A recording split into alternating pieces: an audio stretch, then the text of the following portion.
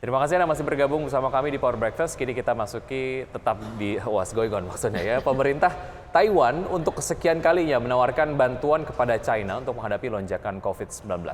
Tawaran ini tentunya tidak mendapatkan respons dari China. Victor Wang, Kepala Pusat Komando Epidemi Pusat Taiwan mengatakan pihaknya telah mengirim email ke otoritas China dan menanyakan bagaimana Taiwan dapat membantu mengatasi lonjakan kasus di China.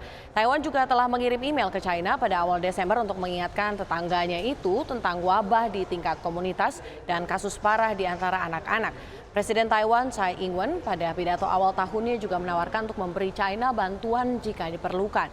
Tidak lupa, Tsai tetap menyebut aktivitas militer China di dekat Taiwan tidak bermanfaat bagi perdamaian dan stabilitas. Meningkatnya kasus di China telah memicu kekhawatiran dari Organisasi Kesehatan Dunia.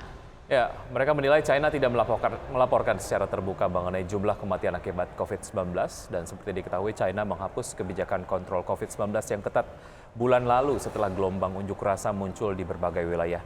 Masyarakat akhirnya turun ke jalan karena merasa kebijakan ketat justru memperburuk kondisi perekonomian 1,4 miliar penduduk di China.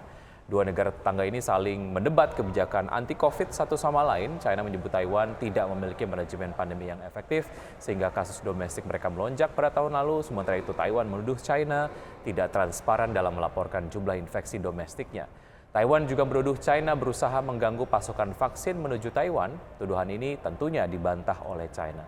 Tentu saja bantuan terkait dengan penanganan COVID-19 di China dari Taiwan ditolak oleh pemerintah China begitu ya. Iya. Karena memang kedua negara ini sedang sangat tidak harmonis Lagi lah. slack ya. Betul Tapi sekali. ada ego negara masing-masing. Tapi kalau Ya. bicara soal pandemi dan kesehatan dunia itu kayaknya hal yang harus diutamakan sebetulnya. Betul, Kan? dan ini menjadi masalah kita bersama sehingga kemudian dari WHO sendiri juga memang menyuarakan begitu ya terkait dengan apa yang dilakukan oleh China mengenai penanganan pandemi di sana.